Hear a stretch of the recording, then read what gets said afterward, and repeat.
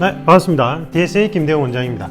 이번 영상은 경찰 면접이 어려운 이유에 대한 안내 영상이고, 이거는 이제 경찰 면접 구성 원리와도 상관이 있고, 그 다음에 이제 경찰 면접 운영 방법에서 어려운 점이 또 나와요. 그래서 이제 경찰 면접 시험이에요. 이것도 시험이에요. 말하기 테스트가 아니라고요. 가치 철학에 대해서 물어보는 시험이에요. 이거는 이제 우리가 정성평가 시험이라고 하거든요. 여러분들이 필기 과목에서 친 거를 이제 정량평가 시험이라고 해요. 근데 면접은 정성평가 시험이에요. 그래서 어려워요. 어려운데 이제 경찰 간부 후보나 경행 특채는 체력이 패스제로 바뀌면서 면접이 그냥 결정적인 역할을 하게 돼요. 이제 최후의 관문이에요. 그래서 필기 합격하는 건 아무 소용이 없어요. 필기 1배수 안에 합격한다고 해도 면접에서 충분히 뒤집혀요.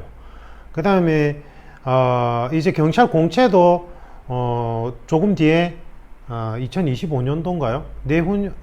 내후년부터 이제 패스제에 대해서 체력 패스제에 대비해야 돼요. 그러니까 내후년에, 그러니까 내후년 좀 내년 말부터 내후년 시험 준비하는 필기 준비생들은 이제 면접 대비를 같이 해야 돼요. 이제는 필기 준비하면서 면접 준비 같이 안 하면 필기 시험 끝나고 한 달에서 한 달 반 만에 시험 절대 퀄리티 있게 준비 못 합니다.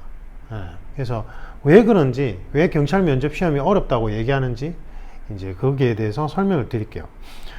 구성 원리상 어려운 점이 있고, 그 다음에 운영 방식에서 나오는 어려운 점이 있어요. 구성 원리에서는 왜 어렵냐면 이게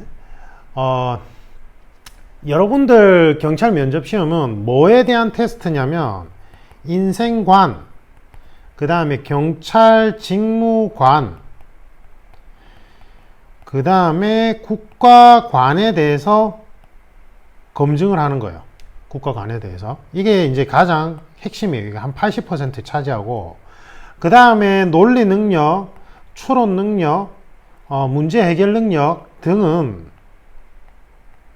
경찰 면접에서는 한 20% 정도 돼요. 원래는 이게 같은 비중인데 경찰은 공권력을 행사하는 집단이다 보니까 인성 파트, 이건 이제 이 사기업 면접에서는 이걸 이제 인성 파트라고 해요. 정확한 표현은 아닌데 어쨌든 가치관에 관한, 인생관이라는 건 내가 인생을 어떻게 바라보는지, 가치관의 인생을 바라보는 관점, 인생에 살아감에 있어서 선택의 순간에 나의 가치 판단을 해주는 가치 기준점, 그게 이제 인생관. 경찰 직무 가치관은 본인의 인생 가치 기준점으로부터 경찰 직무를 행함에 있어서 여러 가지 선택의 순간에 있어서 어떠한 가치에 비중을 두고 경찰 직무를 바라볼 것인가, 이게 경찰 직무관. 국가관은 대한민국 주권자로서, 국민으로서 대한민국이라는 국가에 대해서 어떻게 관점을 가지고 있고, 거기서 일어나는 시사 이슈에 대해서 어떠한 관점을 가지고 있는지가 이제 요게 핵심 포인트예요. 이게 이제 거의 한 80% 비중 차지하고, 제가 생각할 때는 한 90% 차지해요. 이게, 이 부분이. 그래서 논리 능력, 추론 능력, 분석 능력도 너무 중요하지만, 이 경찰은 공권력을 행사하는 집단이고, 이게 이제 운영상 연결도 되는데, 지금 경찰 면접관들이 제대로 된 면접 구성 원리에 대해서 집체 교육 없이 들어간단 말이에요. 집체 교육 없이 들어가요. 그러니까 이 경찰관들이 사실은 논리 능력, 분석 능력, 문제 해결 능력에 대해서 측정을 할 수가 없어요. 훈련을 안 받고 투입되기 때문에. 대학 교수님들, 외부 교수님들이야 이제 이 부분을 체크할 수 있겠죠. 그래서 현직자 위주로 이 면접관들이 구성되고 있어요. 지금 경찰 면접이. 원래는 우리가 이제 NCS 기준상 국가에서 표준화 작업을 했을 때, 원래 권장 지침사항은 4명의 면접관이 투입될 때 현직자 2명, 그 다음에 저같이 외부 전문가들 2명 투입하게 돼 있어요. 대학 교수님들이나 저처럼 이러한 채용 프로세스 자체를 설계하는 교육 프로그램 개발 전문가들. 근데 지금은 이제 대부분 다 경찰관들로 면접관들이 구성되고 한두 명 정도, 1명 정도 외부 교수님들이 초빙돼서 들어올 수도 있단 말이에요. 이게 어떤 청은 그냥 다 경찰관으로 채워지는 청들도 있고. 그래서 운영이 이제 전문적으로 운영이 안 되다 보니까 이 두 개 중에 이 부분을 체크를 못 하는 거예요. 면접관들이. 체크할 수 있는 역량이 안 돼. 예. 그렇다 보니까 여기에 중점을 둘 수밖에 없어요. 아, 저 사람의 가치 판단 기준점이 뭘까? 저 사람은 자신의 인생을 어떻게 바라보고 있을까? 저 사람은 경찰이 됐을 때 그러한 가치 기준점을, 인생의 가치 기준점으로부터 어떻게 경찰 직무 가치관을 도출하고 있을까? 그 다음에 어떻게 국가관을 형성하고 있을까? 이거를 중점적으로 본단 말이에요. 근데 이거는 뭐예요? 지금 뭐에 관한 거예요, 이게? 이게 가치 철학에 관한 문제라고요. 그래서 제가 면접은 말하기 시험이 아니라고. 그러니까 면접 준비한다고 스피치 학원 가는 거 진짜 넌센스예요, 넌센스. 예. 면접은 말하는 걸로 테스트를 받으니까, 시험을 치니까 말하는 스피치를 훈련받으면 되겠지라고 생각하는 건 진짜 아메바 수준의 단순한 논리예요, 그거는. 무엇을 측정하는가를 봐야 되잖아. 근데 여러분들 시험은 가치 철학에 대해서 검증하는 시험이라고요. 이게 난이도가 엄청나게 높은 시험이에요. 이 시험은 여러분들이 필기 시험으로 친 정량평가 시험하고 난이도 자체가 비교가 안 돼요, 이게. 이러한 부분이, 이제, 있죠. 논리 능력, 추론 능력, 문제 해결 능력이 객관식으로 만들어진 게 PSAT예요, PSAT. 행정고시 준비생들 치는 거. 그 다음 법학 적성평가 시험, 로스쿨 준비생들 치는 거. 요 부분이 객관식으로 된 거. 이 부분은 객관식으로 검증 자체가 불가능하거든. 사람이 판단을 해야 된단 말이에요. 예. 그래서 여러분들이 지금 준비하는 시험의 측정 항목이 너무 어려워요. 민간 기업체는 이거에 대한 비중이 보통 한 30% 내외예요. 사실은 여기 논리 능력, 추론 능력, 문제 해결 능력 있죠. 예.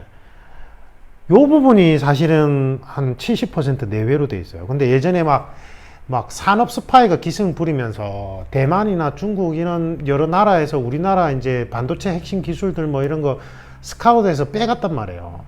예. 그래서 이제, 고급 기술자 유출이 너무 심각해지니까, 대기업에서 그때 한시적으로 요 인성 파트를 좀 더 중점을 둔 경우도 있었어요. 그래도 한 5대5였어요, 5대5.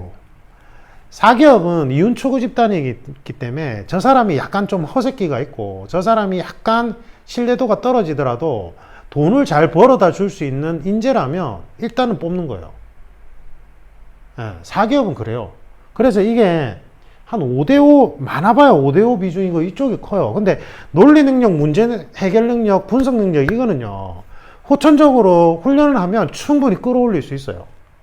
진짜로. 기본적인 바탕이 돼 있으면. 그래서 PSAT나 리트 이런 것도 처음에 적응을 잘 못해도 올바른 방법으로 이 문제 해결 능력, 논리 능력, 추론 능력을 훈련을 시키다 보면 기간의 차이는 있지만 능력 자체는 끌어올릴 수 있어요. 그런데 나의 인생의 가치 철학에 관한 부분은 이거는 뭐 후천적으로 훈련이 가능한 것도 아니고 본인이 인생을 어떻게 살아왔고 어떻게 살아갈 건지에 대한 관점에 관한 문제이기 때문에 선생이 어떻게 못해줘요. 그래서 저도 우리 코칭 프로그램에도 제가 뭔가 이 가치 철학을 만들어주는 프로그램이 아니에요. 제가 만든 프로그램의 핵심은 본인이 인생을 어떻게 살아왔고 어떻게 살아가고 싶어 하는 건지, 그래서 어떠한 가치관을 중점으로 두고 있는지 그걸 구체화 시켜주는 거죠. 예, 머릿속에 둥둥 떠다니는 거예요. 그 다음에 그걸 기반으로 유기적으로 경찰 직무 가치관하고 연결해주는 역할을 해주는 거예요. 그 다음에 국가관은 여러분들이 제대로 된 국가관이 형성이 안 되실 수도 있어요. 그래서 제가 헌법학을 바탕으로 해서 국가관에 대해서 이제 올바른 국가관을 형성할 수 있게끔 여기에서는 제가 이론으로 이제 많이 가르친단 말이에요. 이 부분은. 그래서 저희 DSA 컨설팅 카페에 들어오셔서 합격 수기나 수강후기 보시면 3단계 이제 그 헌법학 이론 부분에서 도움을 많이 받았다. 뭐 세상 보는 눈이 떠졌다. 그래서 뉴스 보는 재미가 생겼다 하는 말이 여기서 나오는 거고, 그 다음에 또 한 반 정도는 면접 준비를 한 게 아니라 내 인생을 찾아가는 여정이었던 것 같다. 뭐 이런 얘기를 많이 해요. 네이버 DSA 컨설팅 카페에 들어오시면 DSA예요. DSA. 내 삶을 디자인하라. 디자인 싱킹 기법에서 제가 이제 이 프로그램을 이제 아이디어를 얻어서 많이 만들었단 말이에요. 많이 반영됐어요. 디자인 싱킹 기법이. 어쨌든 DSA 컨설팅에 네이버 카페에 들어오셔서 거기 수강 후기를 보세요. 그렇게 돼 있단 말이에요. 예. 그래서 제가 이 경찰 면접 분야에서 전문가가 없다라고 단정적으로 제가 부산이며 그 다음에 서울 노량진이며 다 총괄해봤어요. 다 학원가를. 그리고 총괄 요청 받았지만 안 갔어요. 나중에는 노량진은 너무 엉망진창이라서 이걸 몰라. 오히려 필기학원에 면접방 강사라는 사람들이 스피치 학원에서 비전문적으로 가르치는 거를 빼와서 가르치려고 해. 화술로 생각하고.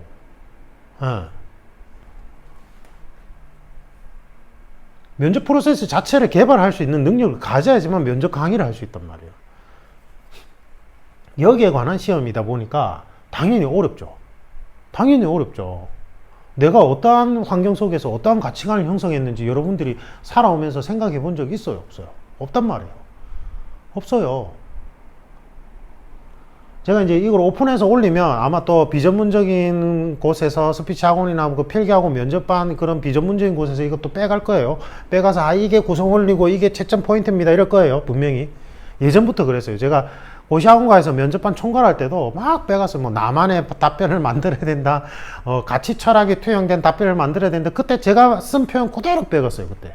유명한 곳에서 전부 다. 빼가기 시작했다면 나만의 답변 만들기라는 문구를 자기가 광고에서 빼가가지고는 어떻게 가르치냐면 기자나 뭐 이런 각 분야별 전문가들한테 질문 주고 답변 좀 만들어 주세요 한 다음에 거기서 가로를 비워가지고 자기 이름이나 자기 물품을 적으래. 그리고는 그게 완성된 자신의 나만의 답변이래. 이건 제 얘기가 아니라 저한테 코칭을 받으러 왔던 수험생들 중에 상당수가 그런 데서 다니다가 온 이제 체불하는 사람들이 왔단 말이에요. 그러니까 그걸 얘기해 주는 거예요. 그게 나만의 답변 만들기래. 엉망진창이죠. 여러분들 시험은 엄청 어려운 시험이에요. 그래서 제가 이전 영상에서 필기 준비하면서 면접 준비를 이제는 같이 해야 되는데 이제 논리 능력, 추론 능력, 문제 해결 능력을 간접적으로 끌어올 수 있는 방법은 토론 프로그램을 많이 보라고 한 거고 그 다음에 이러한 가치 철학에 대한 부분에 있어서 자기가 자꾸 표현을 하고 어떤 것이었는지 다듬기 위해서 일기를 계속 적어보라고 했던 거예요. 근데 이제는 그걸로도 부족해요. 왜냐하면 이제는 MZ세대들이 문해력이 너무 심각해요. 문해력이. 제가 얘기한 MZ세대는 35 이전이라 했죠. 그래서 30대 초중반은 약간 뭐 문해력이 괜찮은 친구도 있고 안 괜찮은 친구도 있는데 대체로 다 낮아요. 이거는 머리가 똑똑하고 뭐 명문대생이니 아니니 그런 거랑 아무 관계 없어요. 이게 대체로 아이들이 이 유튜브나 영상 매체를 통해서 정보를 수집한 세대라서 그래요. 머리가 똑똑하고 안 나쁘고 이거하고 아무 관계 없다니까. 우리는 활자 매체 세대예요. 저는 제가 어렸을 때는 신문이 세로로 돼 있었어. 그리고 신문 보고 정보를 수집했단 말이에요. 흑백TV였어요, 흑백TV. 칼라TV 나온 것도 뭐 그렇게 오래 안 됐어. 88 서울올림픽 때 아마 칼라TV가 나왔을까? TV 자체를 그렇게 많이 안 봤어요, 또.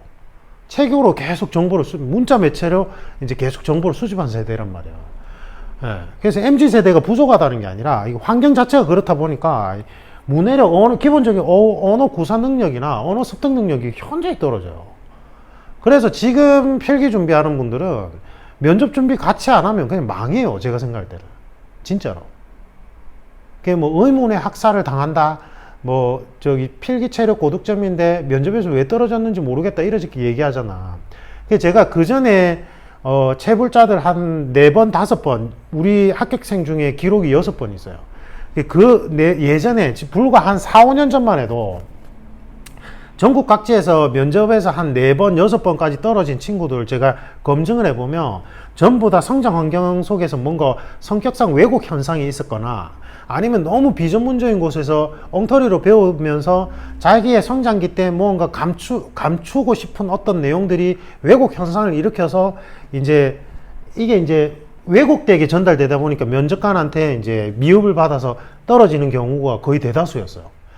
근데 한 4, 5년 전부터 해가지고 지금까지 이제 최종 불합격을 한 친구들을 검증을 해보면 왜곡 현상이 있기보다는 기본적인 문해력이 너무 떨어지니까 무슨 말인지도 잘 못 알아듣고 말을 할 때도 자기가 표현하고 싶은 건 A인데 B를 얘기하고 있어. 근데 그게 겉으로 보기에는 이제 멀쩡해 보여. 근데 이렇게 문장을 하나하나씩 분석해 보면 본인이 표현하고 싶었던 건 B가 아니라 A였던 거예요. 그래서 제가 한 4, 5년 전부터 그런 체불자들 코칭하면서 분석해보면 이런 경우가 급격하게 늘어나기 시작했어요. 물론 아직까지도 왜곡 현상이 있어서 이제 체불을 한 분들도 많긴 한데, 이 문해력이 떨어지다 보니까 면접에서 계속 떨어지는 친구들이 확 늘어나요, MZ세대는. 그래서 제가 필기준비생들 유튜브 유료 멤버십에 이제 형통할 멤버십이 원래는 이제 매 주차별 면접을 위한 시사 이슈 분석이었는데, 이제 그대로 금액대 그대로 고정하고 문해력 특강도 올려드리고 이제 범죄학 이제 관련된 영상들도 올려드리고 하는 이유가 이제 형통할 멤버십 혜택을 늘리면서 필기준비생들이 보라 이 말이에요.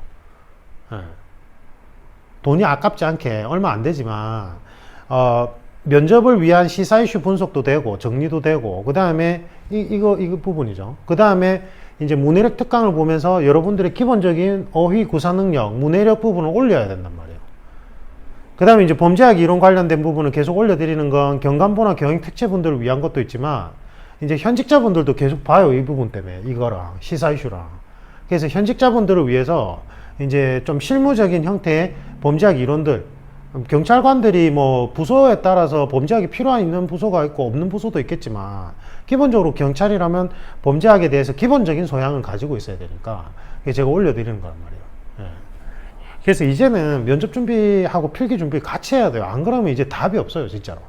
제가 심신면접 코칭을 한다고 해서 그 얘기를 하는 게 아니에요. 제가 그 전에 영상에서는 절대 필기 준비하면서 면접 강의를 듣거나 면접 준비하지 마세요. 그냥 일기나 토론 프로그램이나 틈틈이 보세요. 이 얘기했지. 제가 북물과 재작년까지만 해도 필기하고 면접 같이 준비해야 된다 소리 안 했어요.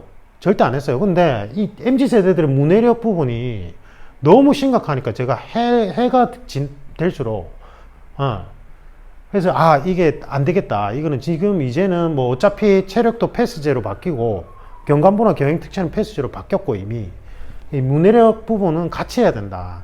그리고 문해력이 올라가야지만 필기 준비 기간도 단축돼요. 이게 기본적으로.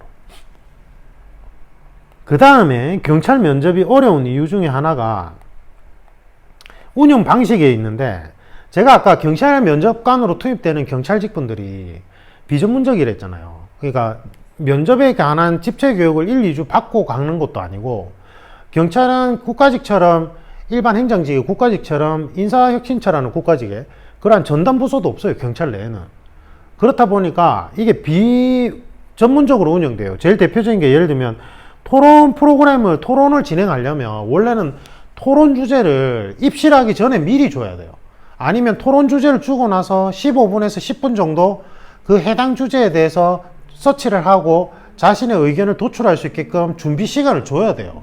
원래 토론 면접을 제대로 보려면. 근데 이게 비전문적으로 운영되다 보니까 집단 면접으로 일단 들어오긴 만든 다음에 그 자리에서 토론 주제 주고는 바로 토론을 시켜버린단 말이에요. 이게 비전문적으로 운영되다 보니까 너무 어려워, 수험생들 입장에서는. 그 다음에 절차가 너무 중요한데, 집단 면접에서 원래 절차의 공정성을 지키려면 발언할 수 있는 순서를 미리 정해줘야 돼요. 그래서 예를 들면은 첫 질문에서는 오른쪽부터 대답을 합니다. 두 번째 질문은 왼쪽 끝에서부터 답변을 합니다. 5명이 들어가면, 그 다음에 세 번째부터는 가운데에서 왼쪽, 가운데에서 오른쪽으로 진행합니다. 이래서 공통 질문을 던졌는데 5명 중에 제일 먼저 대답하는 사람이 분류할 수밖에 없단 말이에요. 그래서 원래 이 운영 방식도 공정성을 기하기 위해서 순서를 미리 면접 시작하기 전에 정해줘야 돼요. 근데 이제 경찰 면접관들이 훈련도 없이 집체 교육 없이 그대로 투입되다 보니까 자기들 마음대로 그냥 진행해버려요. 그래서 뭐 오른쪽에서부터 이쪽으로 해보세요 했다가 갑자기 가운데 사람 지목했다가 또 끝에서 두 번째 사람부터 지목해서 해보라 이러고 막, 아니면 계속 오른쪽에서부터 끝까지 가세요 해가지고 오른쪽 끝에 있는 사람만 계속 첫 질문을 받는다든지 이런 식으로 비전문적으로 운영하다 보니까 면접을 보는 수험생 입장에서는 너무 이게 힘든 거예요. 리스크가 크다고. 그래서 면접 프로세스에 대해서 전문적인 교육 없이 현직자들이 면접관으로 투입되다 보니까 면접을 응시하는 수험생들이 힘든 점이 있어요. 특히 어디서 힘드냐면 특채에서. 프로파일러 특채나 심리 분석 관련된 특채분들은 심리학 석박사들이거든요. 자기 분야의 전문가들이에요, 이분들은. 제가 코칭했던 분 중에 제일 전문가는 8년차 실제 그 관련 업무 쪽에 심리 분석 전문가였어요. 근데 이분 떨어졌어. 왜 그런 줄 알아요? 이 관련된 심리 분석 특채를 보는 면접관들이 관련된 종종 업계에 이제 그러니까 심리 분석 전문관이 이제 면접관으로 투입이 돼야 되는데 일반 경찰을 그냥 면접관으로 투입해 버리거든. 그러니까 특채라는 거는 경력직 특채라는 건 이 경력직 특채들의 전문성을 검증을 해야 되는데 모르니까 그냥 일반 공채처럼 면접을 진행해 버리는 거예요. 그러니까 실제 전문가들은 시험장에 들어가면 너무 황당한 거야. 저한테 끝나고 나서 하소연해요. 원장님, 아니 무슨 질문해서 제가 이렇게 대답을 했는데 면접관이 제가 말하는 걸 이해를 못해요. 아니 그러면서 어떻게 면접관 하는지 제가 모르겠어요. 이러면서 막 화가 나는 거야. 네. 그래서 경찰 면접이 까다로운 거예요. 비전문적이라서 운영 방식이. 그러면 선생님 그냥 어차피 면접관들도 비전문적이니까 제가 비전문적인 스피치 학원이나 필기 학원의 대형 면접반에 들어가서 거기에서 그럴듯하게 만들어 놓은 답변 외워서 들어가도 되지 않나요? 안 돼요. 왜 안 되냐면 또 희한하게 경찰 면접관으로 투입되는 경찰 현직자분들이 업무상 이거는 실체적 진실을 발견하는 분들이잖아요. 직업 특성이 항상 의심을 해요. 예. 뭐 수사관으로 형사나 수사관으로 근무 안 해도 지구대에서 오랫동안 근무하신 분들도 항상 어떤 형사 사건이 벌어졌을 때 누가 진범이고 누가 이게 피해자고 누가 가해자인지 이걸 계속 이제 자료를 바탕으로 해서 이제 추론하는 게 몸에 빼어 있다 보니까 이 가치 철학 부분을 포장한 거를 기가 막히게 파악을 해요. 기가 막히게. 그래서 막 이거를 엉터리로 막 유기적인 연결성이 중요하댔잖아. 그래서 자신의 인생의 가치 기준점은 효율성이야. 그 자기 중심 성향도 효율적이고 논리적으로 무언가 사안을 접근하는 걸 좋아해. 그랬는데 경찰 직무관에 있어서는 뭐 청렴이 제일 중요합니다. 이러고 막 목민심서 얘기하고 뭐 말도 안 되게 연결이 안 되거든. 연결성이 깨져 있거든. 그러면 면접관들이 이게 전문적인 훈련 없이 투입되는데도 불구하고 경찰관들이다 보니까 이 실체적 진실을 발견하는 게 그냥 업무 상황이잖아요, 이분들은. 그러니까 이게 몸에 빼어 있어요. 그래서 뭔지는 모르는데, 전문적인 훈련을 받고 투입된 게 아니라서 뭔지는 모르는데, 뭔가 이게 연결고리가 깨어져 있다. 뭔가 예전에 무슨 일이 있었는데, 그걸 교모히 감추고, 겉도는 얘기만 하고 있다. 이런 걸 기가 막히게 파악을 해요. 그래서 제가 아까 4, 5년 전에는 전국 각지에서 체불 경험이 한 4번에서 6번 있는 분들이 왜곡 현상이 있는 경우가 많댔잖아요. 왜곡 현상. 예를 들면 제일 대표적인 게 부모님이 교육자 집안이야. 교육자 집안인데 항상 아이를 막 남과 비교하면서 윽박 지르고 이제 이 경쟁성에 내몰았던 거예요. 그래서 이 사람은 항상 자기 자신의 부정적이고 단점이 되는 건 다 감춰야 되고 자기가 뭔가 잘하는 걸 그 포장을 화려하게 해서 남한테 자꾸 이제 보여줘야 되는 강박이 있는 사람이야. 그러면 이러한 자기 인생관에 있어서 그런 강박 증상이 있는 게 면접관들이 희한하게 더 그걸 다 파헤쳐요. 파헤친다니까. 그리고는 이제 막 그 겉도는 얘기, 그럴듯한 얘기를 하면 뭔가 이상하다고 생각을 하기 시작을 해요. 그리고는 이제 미흡을 줘버려.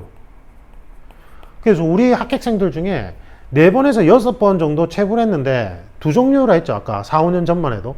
이제 비전문적인 곳에서 완전히 엉터리로 배워가지고 뭐 예를 들면은 뭐 어떤 분이 제일 대표적이냐면 제가 전에도 얘기했듯이 이제 고3 때 어머니가 아프셔서 이제 무단결석을 계속 한 거예요. 선생님은 안 된다고 했는데 어머니 돌봐줄 사람이 없어가지고 어머니 말동무해 드리려고 80회인가 그래요. 무단결석이 80회.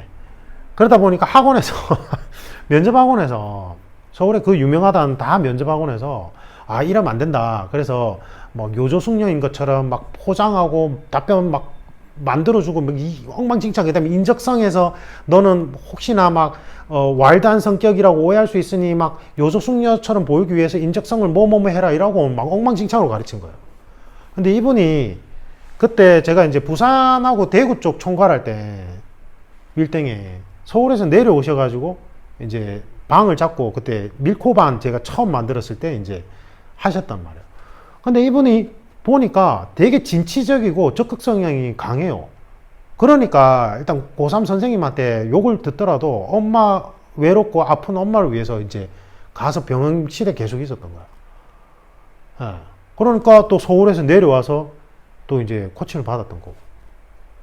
그래서 제가 아니 본인의 성향을 왜 감추냐고. 너무 멋진 성향인데. 그리고 그 무단결석 80회는 그냥 소명하면 된다고. 그는 생활기록부는 점수화되는 게 아니라 사전 진단 도구라서 거기에 대해서 질문이 들어오면 그 왜 그랬는지 답변만 하면 된다고. 왜 이거를 무슨 요조 숙녀인 것처럼 전부 다 변질시켜서 답변을 이런 식으로 했냐고. 학원에서 다 그렇게 하라고 하고 만들어줬는데요. 이러는 거예요. 예. 그래서 아까 얘기했듯이 수험생들 자체가 왜곡 현상이 있는 분들도 있었고 비전문적인 학원에서 잘못된 방법으로 이제 준비를 하다 보니까 계속 떨어진 분들도 있었고 이랬단 말이에요. 4, 5년 전만 해도. 근데 어쨌든 그런 왜곡 현상이 있거나 비전문적인 곳에서 뭔가 감추어진 부분들을 면접관들이 기가 막히게 알아요. 그래서 제가 본인이 나중에 경찰 돼서 면접관으로 투입되면 본인처럼 그러한 속사정이 있는데 그걸 그럴듯하게 다 감추고 포장해서 획일화된 답변하면 그거 모를 것 같냐고. 아, 저 알 것 같아요. 근데 왜 본인은 그렇게 하냐고. 왜 연기를 하냐고. 자기 이야기를 안 하고. 맞죠? 그래서 운영은 비전문적으로 해서 수험생들을 힘들게 하는데 희한하게 경찰 면접관분들이 직업 특성상 실체적 진실을 발견하는 직군이다 보니까 감추어지거나 비틀어지거나 왜곡된 부분을 기가 막히게 파악을 하고 찾아내요. 그래서 미흡을 받아요. 그래서 뭐 선생님 제가 말도 잘하고요. 그 다음에 필기 체력 고득점인데 왜 떨어졌는지 이해를 못하겠어요. 이러는데 제가 이제 하나하나 뭐가 문제였는지 가르쳐주면 1차 코칭, 2차 코칭 받을 때 완전 충격에 빠져요. 완전 충격에. 요즘 MZ들은 문해력에서 충격받는다니까. 내가 혹시 답변해서 지금 본인이 말하고자 한 바가 B가 아니라 A 아니에요 이러면 충격받아. 문해력이. 그 다음에 아까 얘기했듯이 이제 뭐 성장 환경상 왜곡 현상이 있었어. 학원에서 비전문적으로 코칭을 받아가지고 잘못된 부분은 제가 바로 잡아드리면 그거는 수용을 해요. 근데 성장 환경에서 본인이 왜곡 현상이 있는 건 이건 못 받아들여. 이 못 받아들여요. 처음에. 이 받아들이는 분은 이제 무사히 이제 합격을 하는 거고 못 받아들이는 분은 이제 못 받아들이는 거예요. 뭐 이 부분은 얘기하자면 긴데 뭐 오픈 영상에서 얘기할 건 아니고. 그래서 아까 그런 분들은 제가 뭐 딴 거 안 해드렸어요. 그냥 이게 구성원리상 요렇게 하고 그냥 본인 이야기하면 된다고. 그리고 바로 합격했어요. 바로. 네. 아주 우수한 분이었거든. 정말 우수한 분이었어요. 그분은. 네. 됐죠? 자, 여러분들의 면접 시험이 왜 힘든지 말씀드렸죠. 구성원리상 측정 포인트 부분이 너무 힘든 시험이에요. 이거는 가치 철학에 관한 시험이기 때문에. 그 다음에 비중은 낮지만 논리 능력, 추론 능력, 문제 해결 능력도 여러분들 답변 안에서 충분히 검증할 수 있어요. 특히 외부 교수님들이 면접관으로 투입된다면. 그 다음에 운영 방식이 이게 면접관들이 직접 교육 없이 투입되다 보니까 운영 방식이 비전문적이라서 수험생들을 괴롭히는 부분이 있어요. 그런데 또 희한하게 직업 특성상 실체적 진실을 발견하는 직군이다 보니까 여러분들이 포장하거나 왜곡되게 이야기한 부분을 기가 막히게 파고들어서 파악을 해서 찾아내요. 그래서 경찰 면접 시험이 어려운 거고 저는 솔직히 말하면 경찰 면접 시험을 한 달 반 만에 준비하는 게 이해가 안 가요. 솔직히 말하면. 저희 프로그램이 5단계인데 제가 이제 말하는 바를 미리 캐치해서 잘 파악한 똑똑한 사람들은 특히 경간부생들 중에 그런 분들이 많아요. 제가 그러거든요. 코칭 회차별로 3일에서 5일이 권장 기간이고 간격이 7일 이상 넘어가면 효과가 떨어진다. 이 말을 의미를 잘 파악을 해요. 똑똑한 친구들은. 그래서 자기가 막 잠을 안 자는 한이 있더라도 3일 간격으로 코칭을 계속 받아가지고 프로그램을 한 달 안에 5단계까지 쫙 이수하는 친구들이 있어요. 진짜 똑똑한 친구들. 근데 이제 좀 중간중간에 아르바이트하고 뭐 일이 있어서 어쩔 수 없이 5일 간격으로 하는 분들도 있긴 있어요. 제가 그렇게 권장 간격을 3일에서 5일로 얘기한 이유가 있단 말이에요. 지금 이 시험의 난이도에 비해서 준비 기간이 너무 짧아요. 지금 여러분들 시험은. 그래서 대통령 경호처 7급이나 국정원 준비생들은 좀 똑똑한 친구들은 필기 준비하면서 한 6개월 전부터 계속 프로그램 이수해요. 그 친구들은 여러분들하고 같은 프로그램이에요. 이게 디테일한 부분에서 차이가 나지. 5단계는 똑같대요. 제가 이제 코칭하면서 이 경찰직은 이거를 한 달이나 한 달 반 만에 프로그램 이수해야 된다고 이러면 기함을 해. 이거를 한 달이나 한 달 반 만에 한다고요? 이러면서.